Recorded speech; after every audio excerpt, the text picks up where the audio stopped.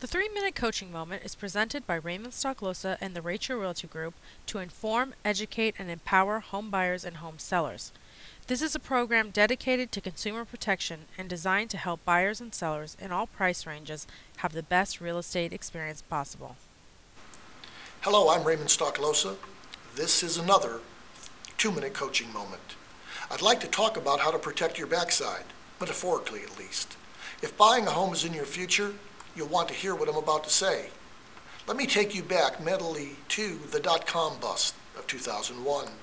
A young man, one of the movers and shakers in the dot-com business, was in escrow to buy a luxury peninsula home. The home reeked of status, and he was eager to make a statement about his success. We were in the midst of a powerful seller's market. The tech boom was in its glory days, and then, surprise, the dot-coms busted. People were losing their jobs overnight. The easy money evaporated. The real estate market felt the immediate effects of the dot-com debacle. When the dot-coms busted, the young man was shocked, and he was scared that housing values were in free fall. In a panic, he canceled his purchase contract after he had already removed all of his contingencies. Now that's called breach of contract. Fortunately, he had a provision in the contract that limited his downside risk by capping the money damages he owed the seller. I'm referring to a little-known and often misunderstood contract provision that few people pay much attention to, including many real estate agents. This provision is called the liquidated damages provision, and it solely benefits the buyer. Here's how it works. The liquidated damages provision, when mutually agreed to by both the buyer and seller, says that if the buyer breaches the purchase contract, the seller's sole right to damages is limited to the amount of the buyer's earnest money deposit so long as it doesn't exceed 3% of the purchase price.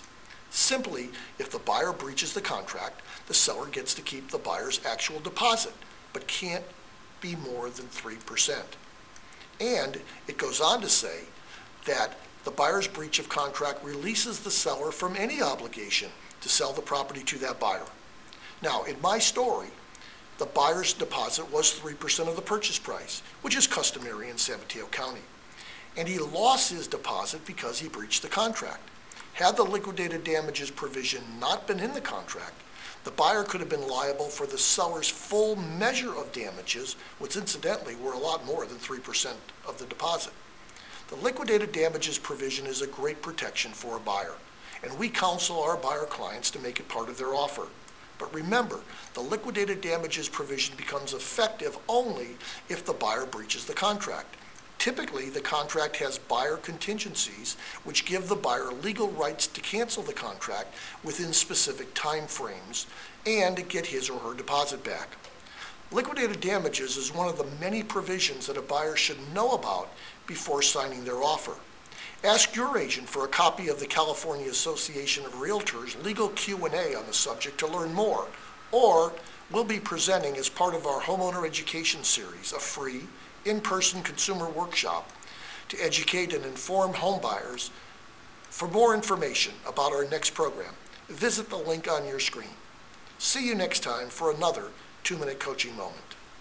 Raymond Stocklosa and the Rachel Realty Group are committed to educating and empowering home buyers and home sellers.